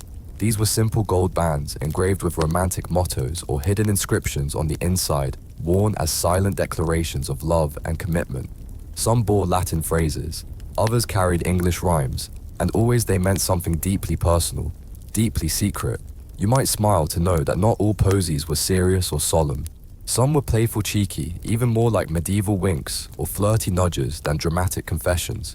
A phrase like, "My heart is thine," could be stitched alongside something much more humorous, depending on the relationship between sender and recipient. Historians still debate whether these love tokens were widely used among all classes, or if they were primarily the domain of the noble and literate. But even among the working folk, there were always ways to express what needed saying. Yet tokens weren't limited to words. In medieval France, lovers created and exchanged what were known as love knots, elaborate braided cords, their intricacy symbolizing the tangled, binding nature of emotional connection. The act of giving a love knot was a promise. To untie the knot was to break that promise. It was not just a metaphor, it was a personal talisman, something to be worn or carried, sometimes for years. These tokens had meaning, layered upon meaning, shaped by both intention and context. You recall the tale of a young troubadour from the southern courts, his voice soft, his soul filled with verse. He composed a poem and wrapped it carefully in a silken scarf, pressing sprigs of lavender into its folds before sending it by courier to his lady. She received it in secret, her breath catching as she opened the delicate parcel. The scarf became her most prized possession, one she clutched to her heart when she missed him most. A simple fabric, yes, but transformed into something sacred by love's touch. But not all messages were sweet. Not all tokens carried warmth. Sometimes they were warnings, coded messages left on doorsteps, a white feather symbol of betrayal, a carved symbol etched into a tree. These veiled threats served as reminders of the risks involved in forbidden love. Courtship, especially among the powerful or the constrained, could be dangerous. A love affair discovered might lead to scandal or worse. In such a world, courage became as vital as tenderness. It was not enough to feel. One had to dare. Your fingers move absent-mindedly over a keepsake of your own, a small carved wooden bird. Its edges are smooth now, worn by years of touch, but it still carries meaning. It was given to you during your own courtship, a symbol of freedom and hope, of flight and loyalty. It rests easily in your palm, a reminder that even in a world ruled by rules, love finds its ways. Through carvings, through cloth, through silence. The fire crackles softly beside you, its warmth a comfort in the stillness of the room. You lean back and breathe deeply, feeling the weight of centuries press gently against your shoulders. The stories of old are not so different from the ones we carry now. Though time shifts and fashions change, the yearning to be seen, to be known, to be cherished, that remains. And so do the methods. A glance, a touch, a whispered word. These are small acts, yes, but in their smallness, they are revolutionary. In the midst of rules and roles, such gestures are a rebellion, quiet, tender, and powerful. Outside, the night has deepened. The air has stilled. The stars above you twinkle like distant promises, each one a thread in a great cosmic web that spans lifetimes and stories. You can almost feel them whispering those who came before you, who loved in secret, who risked everything for a letter, a ribbon, a scent on silk. Their voices are faint, but they are there. And as you sit by the hearth, the last embers glowing, you understand something deeper than words. These love tokens, these tiny things are more than memories. They are evidence, proof that love has always found a way to endure. That across centuries and languages and boundaries, hearts have reached out to one another and touched, even when the world told them not to, even when it was dangerous, even when all they had was a piece of string, a scrap of verse, or a carved bird held tight in the palm. Tomorrow more stories will arrive, some fierce, some tender, some heartbreaking, others triumphant, but all of them, every last one, will be part of this timeless dance. This slow, beautiful, unpredictable dance between souls who long and seek and hope, and whether through parchment or poetry, knot or ring, they will find each other again, just as they always have, and just as you did. You awaken to a cool breeze drifting through the wooden shutters, carrying with it the scent of damp earth and blooming wildflowers. Outside, the world is slowly stirring, the distant clatter of hooves on cobblestones, the faint voices of early risers greeting one another, the rhythmic creak of carts being pulled along the village road. The morning sky is pale, tinged with hints of pink and silver, as if the day is still deciding what it wants to be. You rise slowly, your body still heavy with sleep, and wrap a shawl around your shoulders. The hearth glows with the faint memory of last night's fire, its warmth lingering like a half-forgotten dream.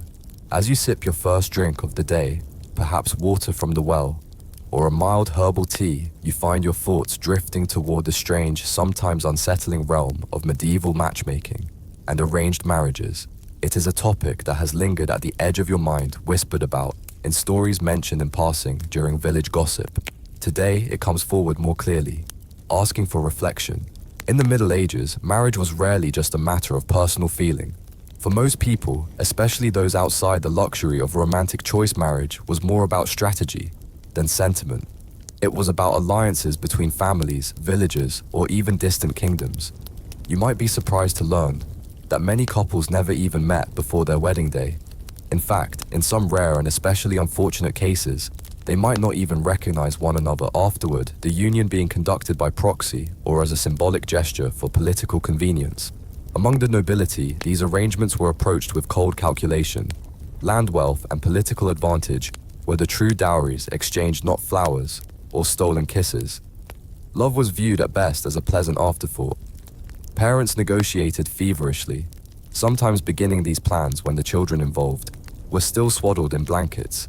The best match was the one that secured the family's legacy, elevated its status, or forged peace after a feud. You can almost hear it now, the murmurs behind closed doors, the cautious bargaining over goblets of spiced wine, the hushed voices in torchlit corridors. Promises were made and broken without a second thought, depending on which way the political winds were blowing. Marriage was not just a ceremony, it was a contract, and one often sealed with the transfer of a hefty dowry, livestock parcels of land, or even military aid. And yet, within these stone walls of strategy, some peculiar customs added an unexpected splash of color. One curious detail often forgotten in the modern telling is the use of love potions and magical charms in the matchmaking process. In some parts of Europe, especially among those who leaned toward folk traditions and herbal lore, it was believed that certain substances could sway the heart or body toward affection. Mandrake root, said to scream when pulled from the earth, was thought to spark passion or fertility.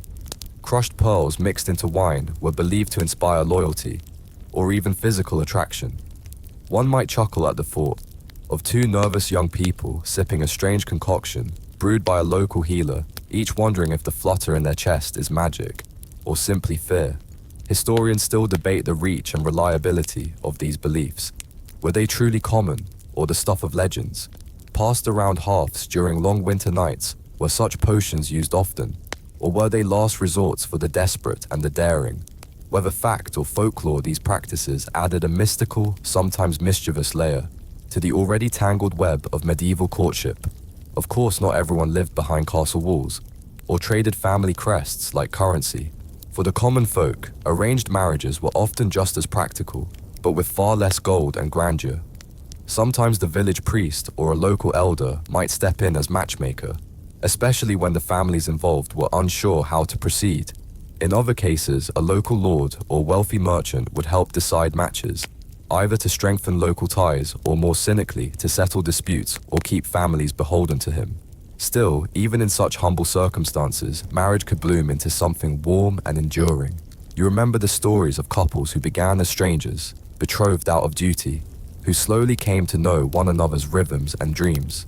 Over time, shared burdens and quiet companionship grew into something more. They learned to love, not out of passion, but out of deep partnership. In many ways, that kind of love was its own kind of rebellion. Love not demanded by the heart at first glance, but discovered through care, patience, and endurance. But not everyone followed the path laid before them. Even in a world built on duty and obedience, there were sparks of resistance. Young lovers who dared to defy the expectations of their families, who risked everything for a stolen hour beneath the moon. You imagine them now meeting in shadowed corners, exchanging whispered promises, swearing eternal loyalty behind the barn or under the cover of nightfall. Sometimes they eloped, trusting in love more than security. Other times they exchanged secret vows and waited, hoping the world would shift in their favor. You feel the weight of these stories, the tension between duty and desire, security and freedom. Even within the strictest rules, the human heart remains stubborn. It beats to its own rhythm, yearns in unexpected directions, and often cannot be silenced. These moments of defiance, rare as they may have been, serve as a reminder that love has always fought to find a way, even when society tried to cage it. Outside, the sun has climbed higher. The morning mist is long gone, replaced by the hum of daily life. Chickens cluck, children laugh, and the fields call out their familiar rhythm. Still, you carry these thoughts with you. These stories, the calculated marriages, the love charms, the forbidden kisses form a patchwork of history too easily forgotten. They remind you that behind every alliance, every dowry, every ceremonial vow, there were real people, with real hopes, fears, and dreams. As you prepare for the day's work, gathering your tools, tying back your hair, stepping out into the light, you tuck those stories into your heart like a quiet secret. You walk the same paths others have walked for centuries, and though the world has changed, though matchmaking is now a matter of choice for many, those age-old struggles still echo faintly in the corners of everyday life. Life, like love, is a tangled web. It is woven not just with feeling, but with timing, expectation, compromise, and above all, courage. The courage to follow the path laid out for you, or sometimes the courage to make your own. The village settles into the soft glow of dusk, and you find yourself wandering along a narrow path, bordered by wild thyme and nettles. The scent of crushed herbs rises gently beneath your feet, mingling with the evening air as the last golden light slips behind the hills. The quiet murmur of a nearby stream mingles with the distant bleating of sheep returning to their pens, and the world seems for a moment suspended in the hush of twilight. Your thoughts drift as you walk, turning inward, toward the fascinating world of courtship rituals, particularly those that were unique to specific medieval regions. These were not just romantic gestures, but deeply cultural customs, layered with meaning, shaped by time and place. They remind you that love, though universal in its yearning, has always worn many faces. These curious traditions, often surprising or strange to modern minds, reveal how richly diverse expressions of affection could be, even in a world we so often assume was uniform or restrained. In medieval Scotland, for instance, there existed the intriguing custom known as the hand-fasting ceremony. Unlike the formalized church-sanctioned unions of later centuries, this was a kind of trial marriage. It lasted a year and a day, giving couples the chance to live together as husband and wife, before deciding whether to make the arrangement permanent. In a sense, it was a legal and social contract recognized by communities, if not always by ecclesiastical law. One might think of it as the medieval equivalent of a dating app or a long engagement, complete with a built-in expiration date. This practice was especially common among Celtic and Gaelic communities in the Highlands and Islands, and it reflected a more flexible, even pragmatic, approach to relationships than what was seen in many other parts of Europe, where the church emphasized eternal vows and rigid sacramental structure. Hand-fasting acknowledged the complexities of human partnership. It allowed time for compatibility to be tested, for emotions to settle, for the daily challenges of life together to unfold, before lifelong promises were exchanged. You picture the scene, two lovers standing before witnesses, their hands bound together with a simple cord or woven ribbon. It was not only symbolic, it was binding in its own right. The gesture acknowledged connection, but also left room for change. After the year and a day passed, the couple could choose to part ways without stigma, or proceed to formalize the union with a religious ceremony. It was a moment of honesty, wrapped in tradition. Historians continue to debate the legal status of hand-fasting. Was it truly widespread? Was it considered legitimate marriage in its own right, or merely a folk custom practiced in remote regions? Some suggest it was never officially sanctioned, but carried weight through custom and communal acceptance. Others argue that especially in areas far from centralized authority, hand-fasting was not only tolerated, but respected. Either way, it offers a poignant example of how medieval people found ways to balance love law and societal expectations in ways that still feel relevant today. Elsewhere in Europe, other peculiar rituals colored the landscape of love. In German-speaking regions, particularly in smaller rural communities, there were traditions akin to modern bridal showers, but with a more practical and communal twist. These so-called bride showers were gatherings during which the bride-to-be received not just gifts, but tangible help in preparing for her new life. Friends, family, and neighbors came together to contribute items for her household linens, tools, cookware, and sometimes even livestock or food. It wasn't simply generosity, it was a shared investment in a new union, a way for the village to ensure stability for one of its own. You imagine the scene, laughter songs, warm bread passed hand to hand, the bride, perhaps blushing under the weight of attention, while the women around her offer advice, blessings, and the quiet wisdom of lived experience. These were more than gift-giving events. They were rites of passage. They marked a transition, not just for the bride, but for the community itself. A new household meant a new web of relationships, new roles to be filled, new stories to be written. Then there's the curious and somewhat whimsical practice from parts of medieval England, particularly observed during Lent, known as the straw husband custom. During this somber religious season, when marriages were often discouraged or postponed out of respect for the church's calendar, unmarried women would fashion straw figures, dressed to resemble men. In playful ceremonies, they would symbolically marry these straw husbands, complete with mock vows and celebratory gestures. Was it satire? Was it a way of expressing longing? Or poking fun at social norms? Perhaps it was all of these things. It allowed women often under pressure to marry or mocked for remaining single to take control of the narrative, even if only for a moment.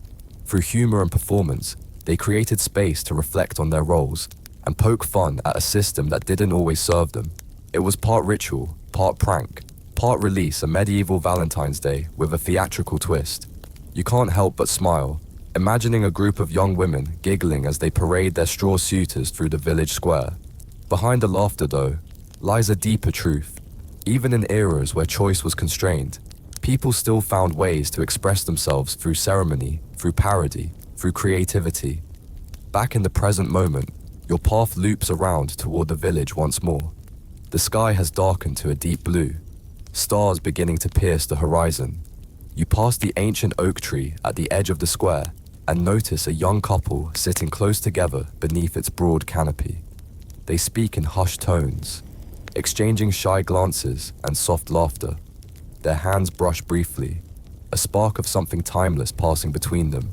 It's a scene that could have unfolded centuries ago, and in many ways, it did and still does. These rituals, these stories, are not just relics, they are echoes. They remind you that love, no matter the age, is inventive. It adapts. It finds form in whatever space it is given, whether through binding cords, straw figures' whispered blessings, or blushing glances. Love has always been a dance between custom and desire, between what is allowed and what is longed for.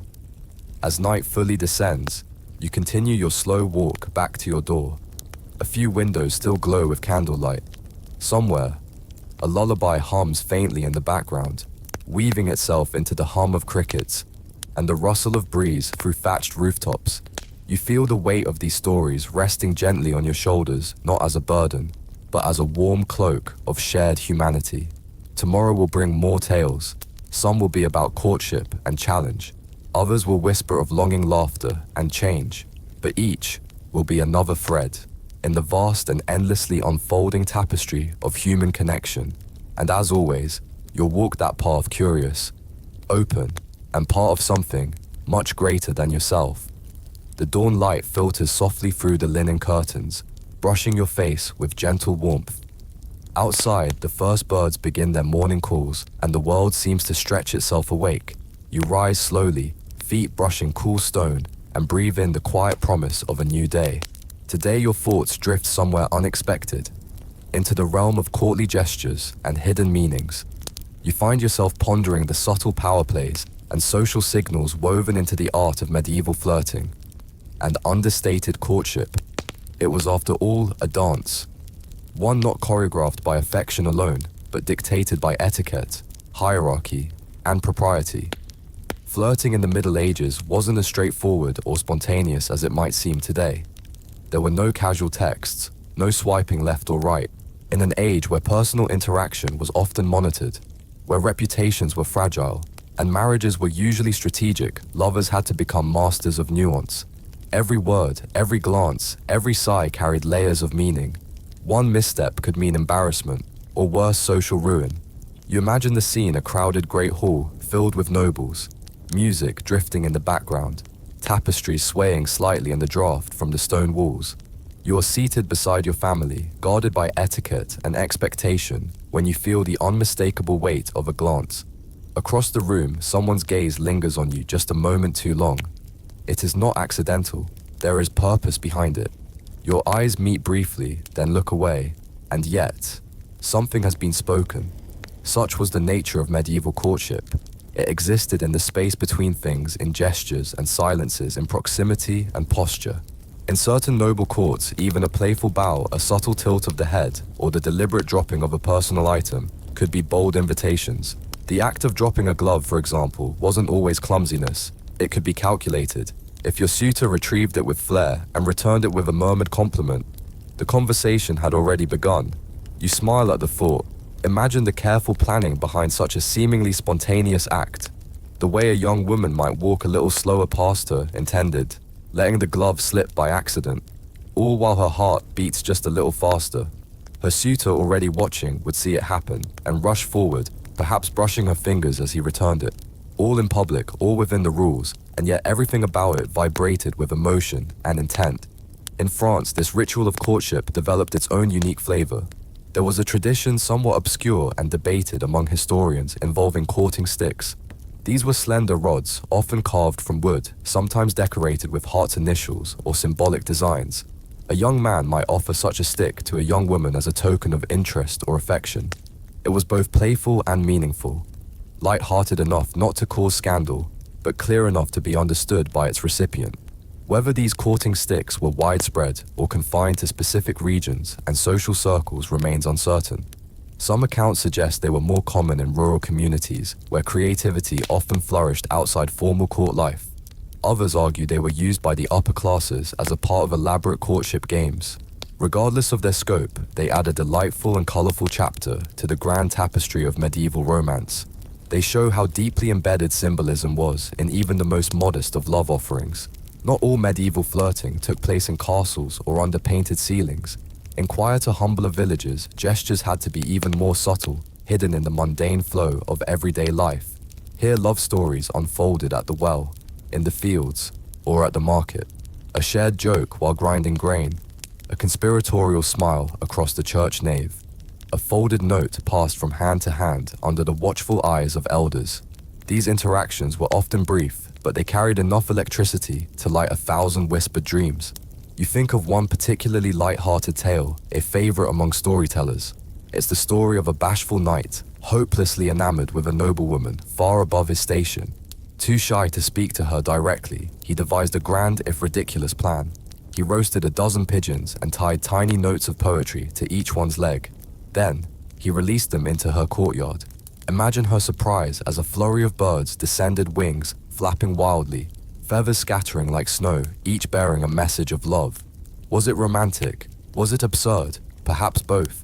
You chuckle, imagining the look on her face, the initial shock, the laughter that must have followed the household, scrambling to catch them all. Maybe one bird never returned its message, never read Lost to the Wind, or some hungry fox. And yet what a story it would make. Love, after all, thrives in risk and spectacle, just as much as in quiet understanding. But beyond the humor and spectacle, these romantic efforts often carried deeper significance.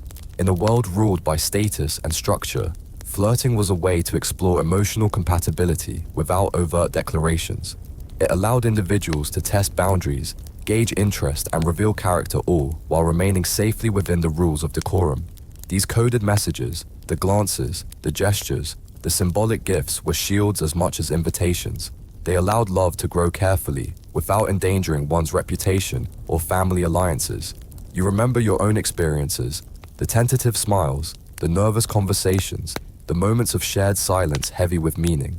Even now, centuries removed, you feel that familiar tug of recognition, the slow unfolding of trust, the patience required to nurture something fragile beneath layers of social formality, the courage it took to be vulnerable even when nothing could be said aloud.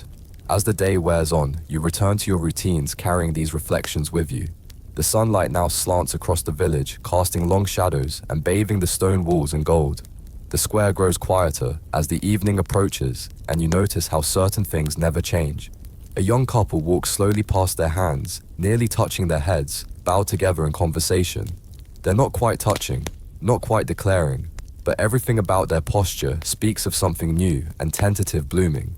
As evening falls, the village grows hushed. The air cools as dusk settles like a blanket over rooftops and fields. You sit quietly watching the fading light and listening to the distant sounds of life winding down.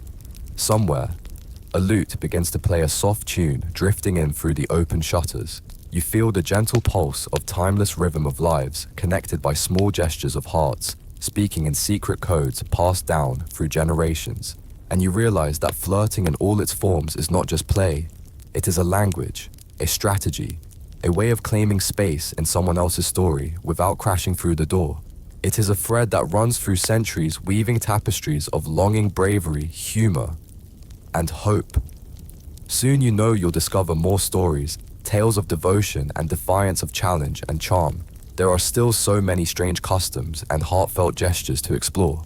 Each one, in its own way, adds to the vast, intricate story of how human hearts have always reached for one another, carefully, cleverly, and against all odds. And tonight, as you drift into sleep, you carry with you the quiet knowledge that love in all its hidden forms has always found a way to be seen. Night deepens, and the soft flicker of a lantern guides your steps through the familiar winding streets of the village. Each stone beneath your feet has a memory, each shadow, a whisper.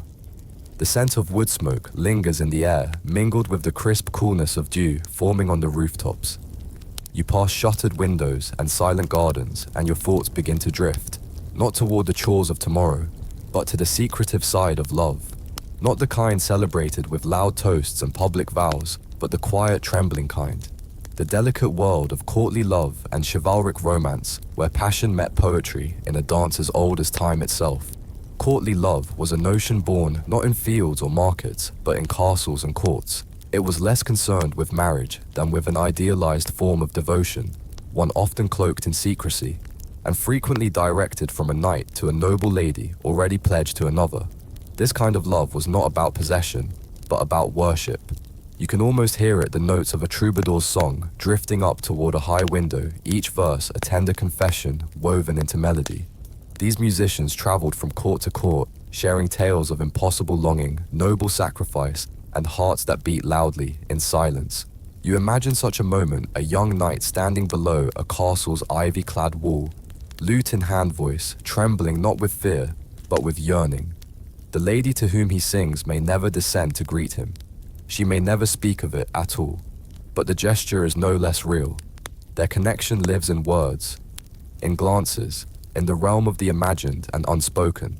This ideal of courtly love came with strict rules, codified not in law, but in poetry and song.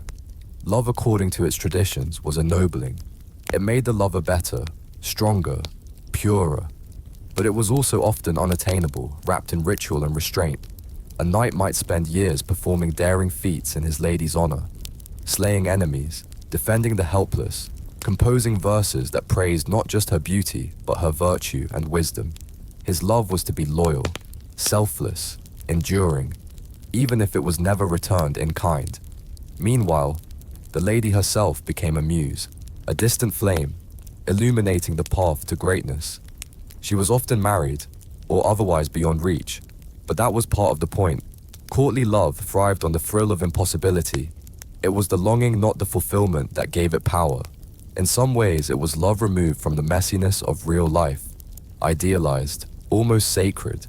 Among the many traditions of this stylized affection, one particularly charming custom stands out: the exchange of lovers' tokens. These were small keepsakes, gloves, handkerchiefs, ribbons, or even locks of hair given in secret or during a ceremony of knighthood. Their materials were often simple, but their meaning immense. A knight might tuck a ribbon beneath his armor before battle, drawing strength not from steel, but from sentiment. The token became a physical symbol of love's presence, something to touch in moments of fear or doubt.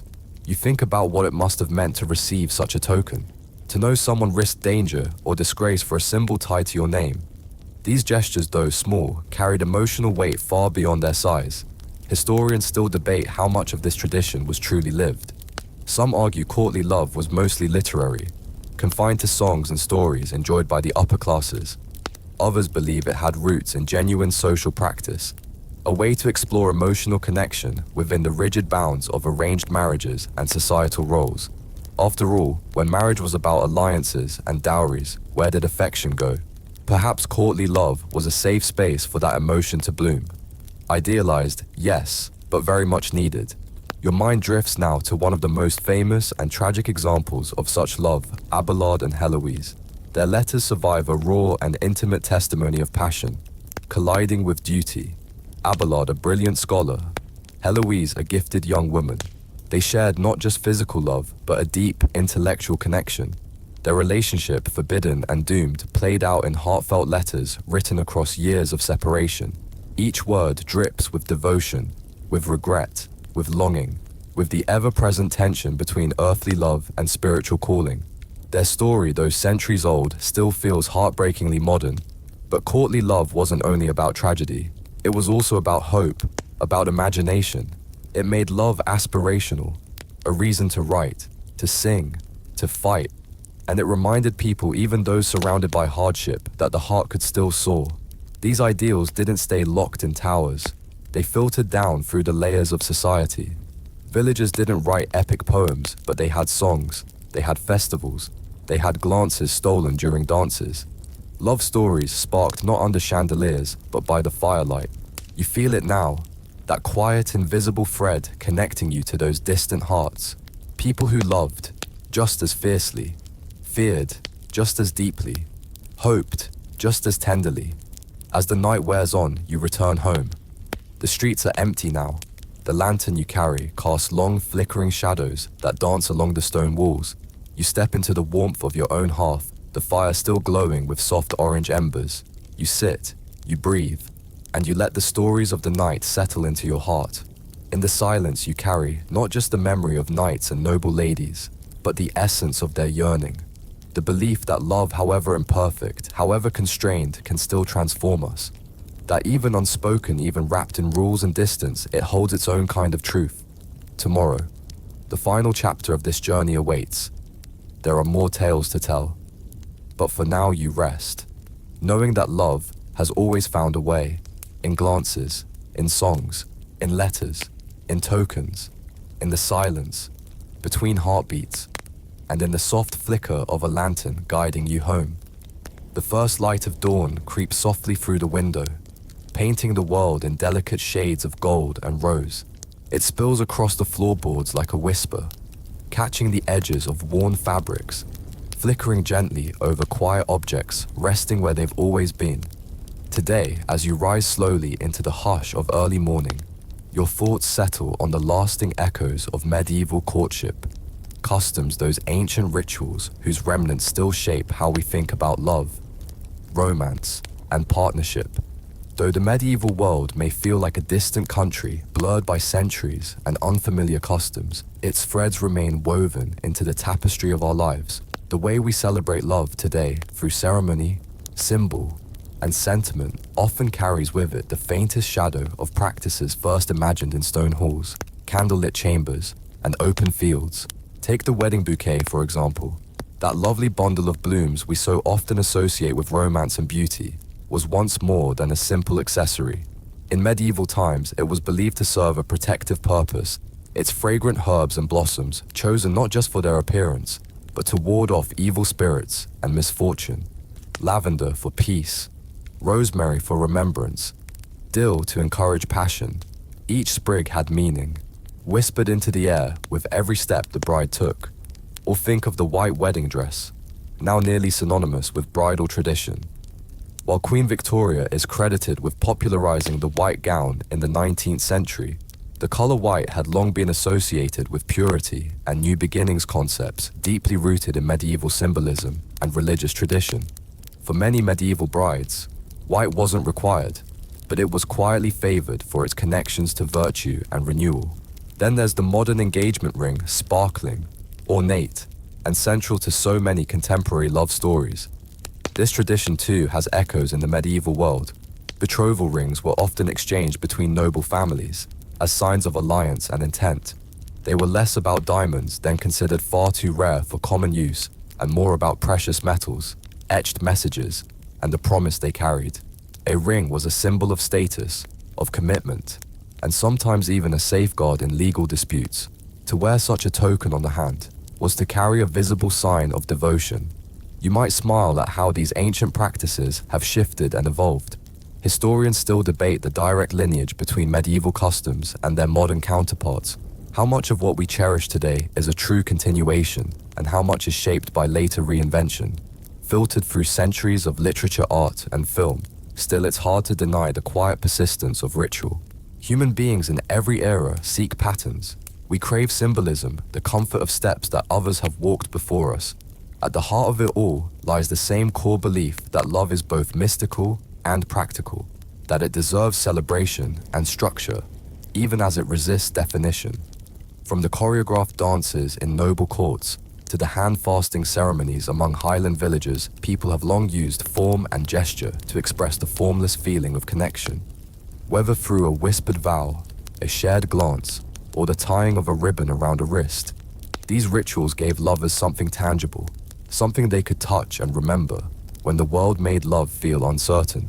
You think back on the stories told over these past nights, the glances stolen across crowded rooms, the awkward gifts of roasted birds, the ribbon dropped just so. Each tale holds something universal. Beneath all the layers of history, of feudal obligation, and religious doctrine, there was always a beating heart, always someone trying to reach another, always the fragile hope of being seen, known, and cherished. And so you begin to understand the complexities, the challenges, the joys of courtship are not so different now as they were then. The language has changed, the clothing has changed, but the feelings, those stay the same. The longing, the uncertainty, the hope, the joy in small signs, all are still with us. We may no longer send poems on pigeon wings or whisper in chapel doorways, but we send emojis, we share songs, we read into texts with the same breathless anticipation. As you prepare to close your eyes, you feel wrapped in something deeper than just memories. You feel the warm embrace of shared human experience, an invisible comfort that spans centuries. You are not alone in your wondering, your dreaming, your small aches and bright hopes. You are part of a long, unbroken line of hearts trying to understand how best to love. Rest now, the world seems to whisper. The story of love is ongoing. It shifts, evolves, and unfolds with every generation, but it always finds new ways to be told. Tomorrow, the world will wake anew, and so will you, carrying these echoes of medieval hearts within your own journey. Now, as the final embers of the day's stories fade into the hush of night, you let your breath slow, your body softens, your thoughts settle gently, like feathers drifting to earth. There's a quiet magic in these old tales, a timeless whisper that carries through the ages. It reminds you that, no matter how distant the past may seem, the feelings it holds are alive within you. Close your eyes and imagine it, the cool night air wrapping itself around that medieval village. The rooftops blanketed in stillness. Somewhere in the dark, a shepherd stirs. A young couple sits close, not quite touching. A fire flickers behind the shutters of a stone cottage, and above it all the stars keep watch, twinkling like watchful eyes overhead, steady, calm, eternal. The world is vast, full of noise and uncertainty, but in this moment you are safe. You are wrapped in warmth, in history, in the quiet rhythm of hearts across time. You might even feel it, the heartbeat of those long ago lovers, their dreams echoing beside yours, their joys and fears, their laughter and loss, weaving into your own story in ways you can't quite name. So let your thoughts soften, let your muscles release, let your spirit ease into quiet. There is nothing more you need to do now. No more stories to chase, no more questions to ask. Just this: breathe, rest, and dream. Let the memories and meanings of these rituals settle deep within you. Let the old songs, the ancient gestures, the shared human moments float freely in your dreams.